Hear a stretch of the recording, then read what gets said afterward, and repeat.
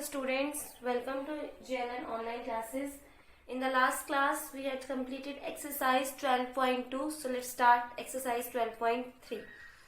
In this exercise we will discuss about unitary method. देखिए क्या discuss करेंगे अब हम इस एक्सरसाइज में आपको यूनिटरी मेथड में हम क्या करेंगे, यूनिट्स के अकॉर्डिंग हम इसे सॉल्व करेंगे. तो क्या है इसमें, this method in which first we find the value of 1 unit. सबसे पहले हम क्या करेंगे, हमें जो भी क्वांटिटी दे रखी है, जो भी है नंबर, उनकी 1 यूनिट की वैल्यू फाइंड करनी है. And then the value of required number. फिर हम उसके बाद जो आपको रिक्वायर्ड होगा, मतलब जो आपसे पूछ रखा होगा, उसके अकॉर्डिंग यूनिट्स निकालेंगे. Is known as unitary method.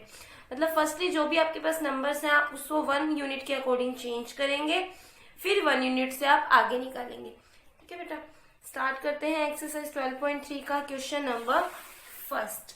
So here is question number first.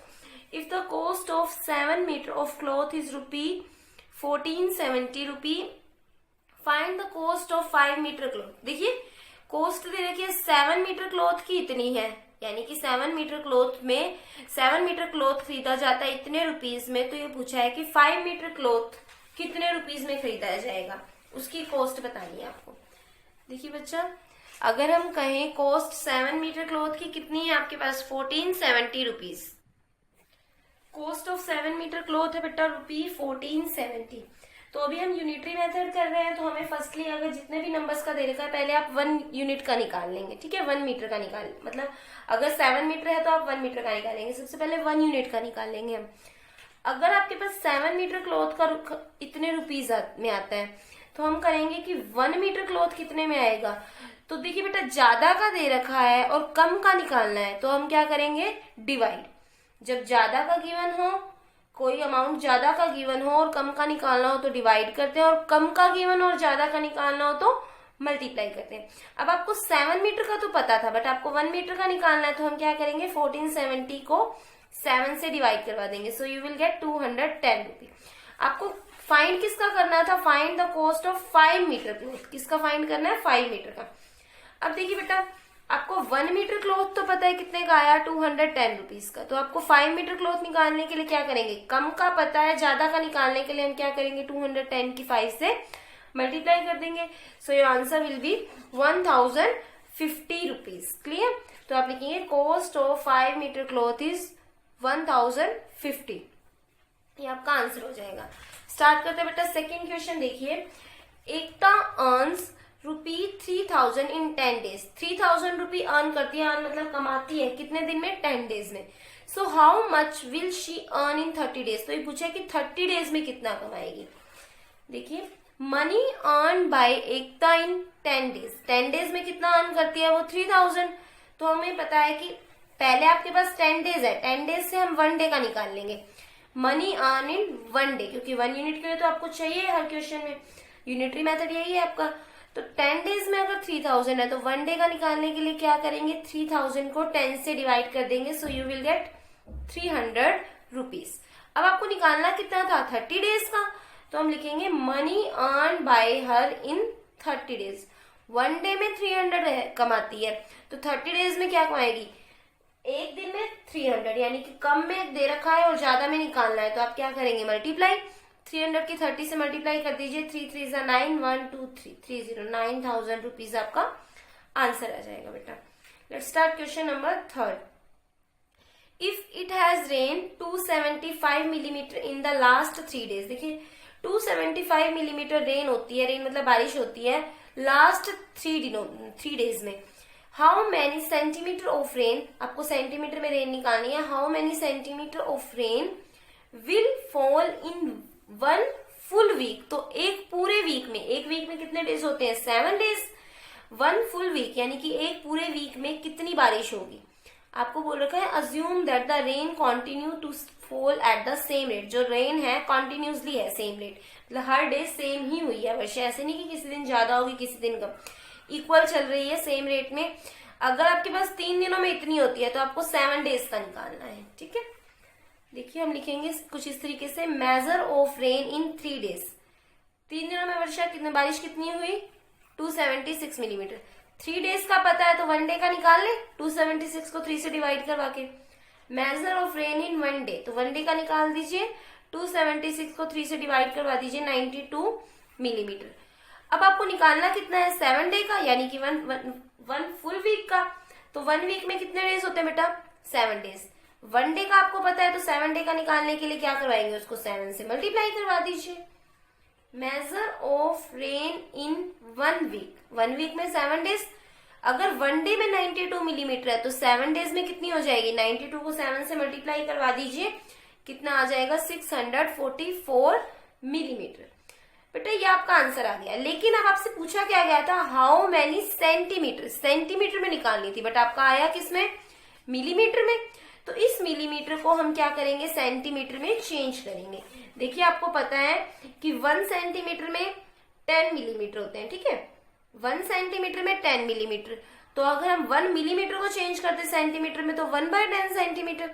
आप लिखेंगे 1 मिलीमीटर में 1/10 सेंटीमीटर, तो 644 मिलीमीटर में कितना हो जाएगा, 644 को 10 से डिवाइड करवा दीजिए। सो your answer will B 64.4 centimetre. आप ये डिवाइड करवा के देखना बेटा, आपका आंसर आएगा 64.4 सेंटीमीटर। बारिश होगी कितने दिनों में, 7 दिनों में। ठीक है बेटा, स्टार्ट करते हैं next question. Question number 4। Cost दे रखी है आपको 5 किलोग्राम वीट की, कितनी, 91.50 रुपी। फर्स्ट में पूछा है what will be the cost of 8 kilogram wheat.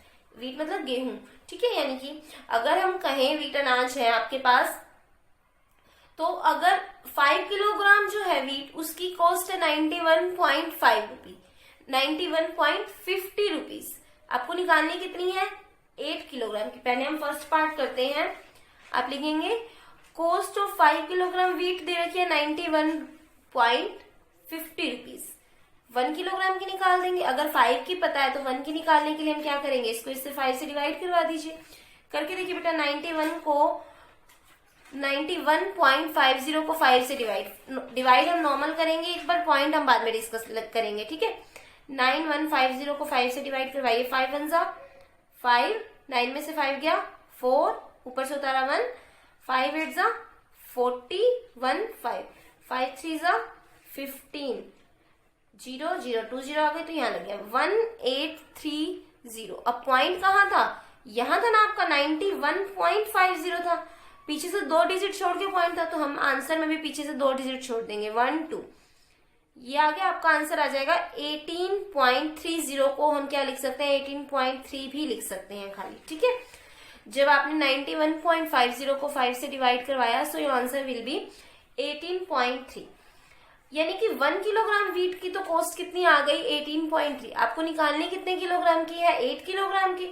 तो हम लिखेंगे कॉस्ट ऑफ 8 किलोग्राम वीट 18.3 की मल्टीप्लाई 8 से कर दीजिए, your answer will B 146.40। Normal multiply हम जैसे करते हैं वैसे करेंगे, और देन पॉइंट्स पुट कर देंगे। जो क्वेश्चन में पॉइंट है उतने डिजिट छोड़ के पॉइंट पुट कर देंगे, ठीक है बेटा। आपके पास आंसर आ जाएगा 146.40, या फिर आप इसको ऐसे लिख सकते हैं 146.4, क्योंकि इस पॉइंट के बाद जो है इस जीरो का खत्म हो जाएगा, वैल्यू खत्म हो जाएगी। नेक्स्ट देखते हैं, बी पार्ट है, what quantity of wheat can be purchased in rupee 183।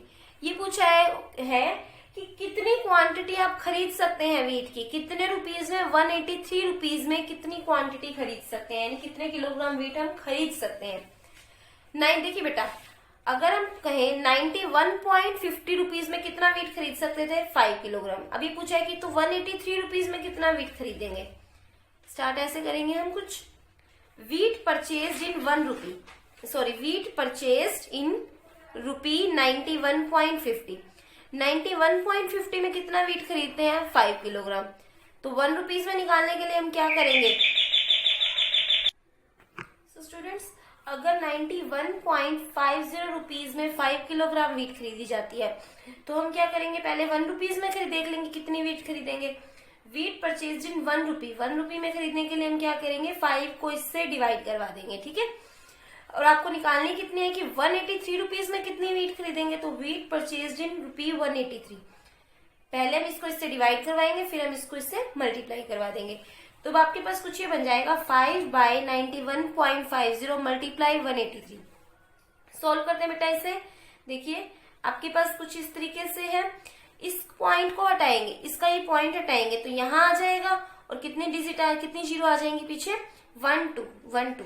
अब ये जो 100 है ये कहाँ चला जाएगा, इस 183 के पास, कितना हो जाएगा 5/9150 मल्टीप्लाई 183 मल्टीप्लाई 100। ठीक है बेटा, कुछ ये आ जाएगा आपके पास। अब आप इसे सॉल्व कीजिए, 5 1 जा 5, इसको इसे सॉल्व करेंगे कितना आ जाएगा 183 एंड 0। क्लियर। अब आप इसे कट कीजिए, 10 से 10 कैंसिल, 183 से 183 कैंसिल, टोटल आंसर आपके पास खाली क्या रह जाएगा 10। तो 10 किलोग्राम ये आपका आंसर आ जाएगा। तो हमें क्या पता चला कि 183 रुपीज में कितनी वीट खरीद सकते हैं, 10 kilogram wheat. Clear student. Start करते हैं। 5th क्वेश्चन है आपके पास, the temperature dropped 15 degree Celsius in last 30 days. If the rate of temperature drop remains the same, how many degree will the temperature drop in next 10 days? देखिए 30 days में कितना temperature drop होता है, drop मतलब गिरता है कितना, 15 degree. हम लिखेंगे टेम्परेचर, TMP डॉट डाल सकते हैं, पूरा टेम्परेचर बन जाएगा। Temperature dropped in 30 days. Temperature dropped in 30 days. 30 days में कितना टेम्परेचर ड्रॉप होता है, 15 डिग्री। तो हम पहले 1 डे का निकाल देंगे। Temperature dropped in 1 day. 1 day में कितना हो जाएगा 15/30। अगर 30 डेज में इतना है तो कम में निकालने के लिए, देखिए ज्यादा में इतना हो रहा है तो कम में निकालने के लिए हम इसको इससे डिवाइड करवा देंगे। और आपको फाइंड कितने का करना था, 10 डेज का। तो temperature dropped in 10 days. 10 days के लिए 1 डे में अगर इतना ड्रॉप हुआ तो 10 डेज में कितना होगा, 15/30 मल्टीप्लाई 10। सोल्व कीजिए इसे, 15/30 मल्टीप्लाई 10। 10 से 10 कैंसिल, 3 1 जा 3, 3 5 जा 15। तो इसका आंसर क्या आ जाएगा 5 डिग्री। यानी कि हम बोल सकते हैं कि 10 डेज में कितना टेम्परेचर रिड्यूस हुआ, 5 डिग्री टेम्परेचर रिड्यूस हुआ। Clear student. नेक्स्ट देखिए 6th क्वेश्चन है आपके पास, Shaina pays ₹15,000 as rent for 3 months। How much does she has to pay for a whole year. Whole year मतलब एक ईयर में कितने महीने होते हैं, कितने मंथ होते हैं बेटा, 12 months। अगर 3 months में वो इतना रेंट पे करती है तो होल ईयर में कितना रेंट पे करेगी, if the rent per month remain same. तो हम लिखेंगे Shaina page rent for 3 months। Rent for 3 months। 3 months में कितना रेंट पे करती है बेटा, वो 15,000 रुपीज। ठीक है, तो पहले हम 1 month का देख लें। Shaina page rent for 1 month। अगर 3 month में इतना करी तो 1 month का निकालने के लिए इसको इससे क्या करो, डिवाइड कर दो। कितना आ जाएगा, 3 5 जा 15, 100। कितना पे करेगी 1 month में, वो कितना पे करती है 5,000 रुपीज। आपको निकालना क्या है, 1 होल ईयर में कितने डेज मंथ होते हैं, 1 होल ईयर में कितने मंथ होते हैं बेटा, 12 month।